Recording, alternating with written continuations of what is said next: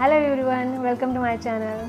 आज मैं मेथी का पराठा बनाने वाली हूँ। मेरा बेटा मेथी की सब्ज़ी नहीं खा पाता है तो मैं इसे मेथी का पराठा बना के खिलाती हूँ।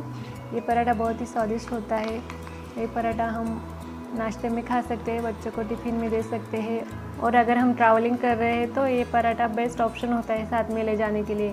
2 दिन तक हम ये पराठा खा सकते हैं। इसमें लगने वाले इंग्रेडिएंट्स की लिस्ट मैं डिस्क्रिप्शन बॉक्स में दे दूँगी। तो चलिए स्टार्ट करते हैं। तो पराठा बनाने के लिए मैंने मेथी को अच्छे से साफ़ करके इसके पत्ते तोड़ के लिए हैं। जब हम मेथी की गड्डी मार्केट से लाते हैं तो उसमें धूल मिट्टी होती है, कुछ पत्तियां सड़ी हुई भी होती है, तो इसलिए मेथी को अच्छे से साफ़ करना ज़रूरी है। तो साफ़ करने के बाद मेथी को मैंने अच्छे से धो के थोड़ी देर सूखने के लिए रख दिया, और मेथी में से सब पानी निकलने के बाद मैंने 250 ग्राम मेथी को काट कर रख लिया। अब मैं मेथी को आधा पका लेती हूँ। इससे पराठे में मेथी का जो कच्चापन है वो कम हो जाता है और पराठे का स्वाद भी बढ़ जाता है। तो इसके लिए एक कढ़ाई को गर्म करके 1 चम्मच तेल डालते हैं। तेल को चारों तरफ से फैला लेते हैं और अब इसमें कटी हुई मेथी डालते हैं। मेथी को अच्छी तरीके से सौटे कर लेते हैं। मेथी को 2-3 मिनट ही हमें पकाना है, इससे ज़्यादा पकाने की ज़रूरत नहीं है। मेथी को गर्म करने से मेथी को अच्छा सा स्मोकी फ्लेवर आ जाता है और मेथी का टेस्ट भी और अच्छा हो जाता है, और थोड़ा बहुत जो कड़वापन होता है वो भी निकल जाता है। अब हम मेथी को निकाल लेते हैं और ठंडा होने के लिए रख देते हैं। अब तक हम आटे की तैयारी कर लेते हैं। यहाँ पे मिक्सिंग बाउल में मैंने 1.5 कप गेहूँ का आटा लिया है, और इसके साथ ही मैंने 1/3 कप बेसन लिया है। एक मीडियम साइज़ का आलू उबाल के मैश करके लिया है। इससे पराठे बहुत ही ज़्यादा सॉफ्ट बनते हैं। 2 हरी मिर्च बारीक कटी हुई ली है। हरी मिर्च हम अपने टेस्ट के अकॉर्डिंग कम या ज़्यादा कर सकते हैं। 1 टीस्पून अजवाइन लिया है। अजवाइन को अच्छे से हाथों पर मसल कर लेंगे, इससे उसकी खुशबू बढ़ जाती है। मैंने अजवाइन को मसलते मसलते नीचे डाल दिया है। 1 टीस्पून अदरक लहसुन का पेस्ट लिया है, और 1 टीस्पून भुने हुए धनिया का पाउडर लिया है। 1 टीस्पून जीरा पाउडर लिया है। 1 टीस्पून लाल मिर्च पाउडर, आधा टीस्पून हल्दी पाउडर, और 1 टीस्पून नमक या स्वादानुसार नमक लेना है। अब हम इसमें भुनी हुई मेथी डालेंगे।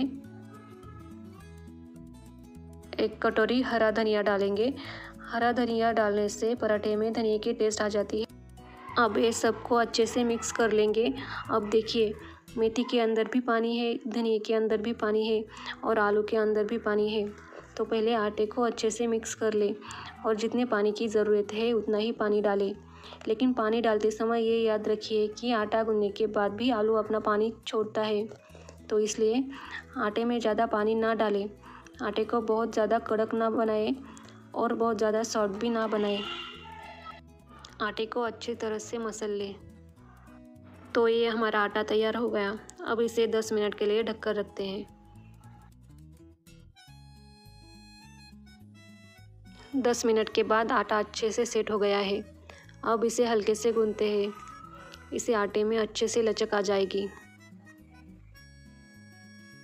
अब आटे के मीडियम साइज़ के बॉल बना लेंगे। हमें पराठा जिस साइज़ का चाहिए उसी हिसाब से हम बॉल बना लेंगे। कुछ और बॉल्स बना लेते हैं। देखिए, मैंने सारे आटे के बॉल्स बना लिए हैं। मैंने जितना आटा लिया था उसमें मीडियम साइज़ के 9 बॉल बने हैं। ये 7 बॉल्स है और ये 2 बॉल्स, टोटल 9 बॉल बने हैं। इन बॉल से हम 3 प्रकार के पराठे बनाएंगे। तो पहला पराठा बनाते हैं। तो एक बॉल लेकर उसे अच्छे से डस्टिंग कर लेते हैं। आटे में आलू डाला हुआ है तो आलू अपना पानी छोड़ता रहता है, इसलिए पहले ही हमें बॉल्स को अच्छे से आटा लगा लेना है।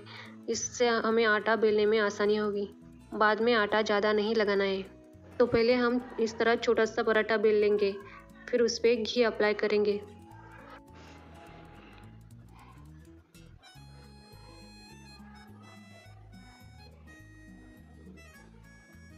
अब मैं इसे फोल्ड कर लूँगी। फोल्ड करने के बाद आप यहाँ भी इसे घी लगा सकते हैं। मैंने घी नहीं लगाया है। अब फिर से फोल्ड करेंगे और ये तैयार हो गया बेलने के लिए। अब फिर से सूखा आटा लगा लेंगे और पराठा बेलेंगे। आपको अगर ऐसे ही ट्रायंगल शेप पसंद है तो ऐसे ही बेलना है, लेकिन अगर सर्कल शेप बनाना पसंद है तो पराठे को गोल गोल घुमाकर चारों ओर से बेलना है, तो पराठा गोल गोल बन जाएगा और चारों ओर से किनारे एक जैसे ही बन जाएंगे। तो अब ये हमारा पराठा रेडी हो गया है। पराठा ज़्यादा पतला भी नहीं है और ज़्यादा मोटा भी नहीं है। तो अब हम पराठे को सेक लेते हैं। मैंने तवे को हाई फ्लेम पे गरम कर लिया है। अब तवे पर चारों तरफ से थोड़ा सा घी डालते हैं। घी को अच्छे से फैला लेंगे। अब इस पर पराठा सेकने के लिए डालते हैं।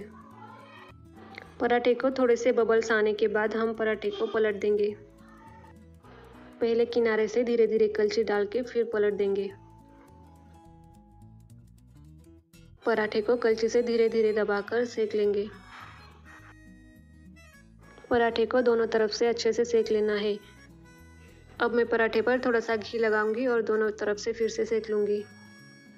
आप चाहे तो पराठे को दोनों तरफ से घी लगा सकते हैं, लेकिन मैं थोड़ा घी कम पसंद करती हूँ, इसलिए मैंने एक ही साइड से लगाया है। अब ये हमारा पराठा तैयार हो गया। मैं इसे प्लेट में निकाल लेती हूँ। देखिए ये पराठा कितना अच्छा दिख रहा है। अब हम दूसरे प्रकार का पराठा बना लेते हैं। आटे का एक बॉल लेकर उसे बीच में कटोरी जैसा बनाकर उसमें घी लगाते हैं और थोड़ा सा सूखा आटा डाल देते हैं। अब इसे इस तरह से गोल बना लेते हैं और उसकी एक लोई बना लेते हैं। अब इससे सूखा आटा लगाकर पराठा बेल लेते हैं। तो अब ये हमारा पराठा रेडी हो गया है। इसे भी हम सेक लेते हैं। पराठे को दोनों तरफ से अलट पलट कर अच्छे से सेकना है और घी लगा लेना है। ये हमारा पराठा सेक के तैयार है। मैं इसे प्लेट में निकाल लेती हूँ। अब मैं तीसरा पराठा भी बना लेती हूँ। हमें आटे के बॉल को ही सूखा आटा लगाकर वैसे ही बेलना है।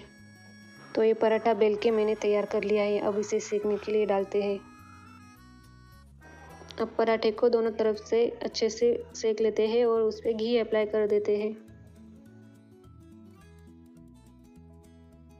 अब ये हमारा पराठा तैयार है। मैं इसे प्लेट में निकाल लेती हूँ। तो देखिए ये पराठा कितना अच्छा दिख रहा है। ये पराठा बहुत ज़्यादा मुलायम बना हुआ है। आप इसे 2 दिन तक खा सकते हैं।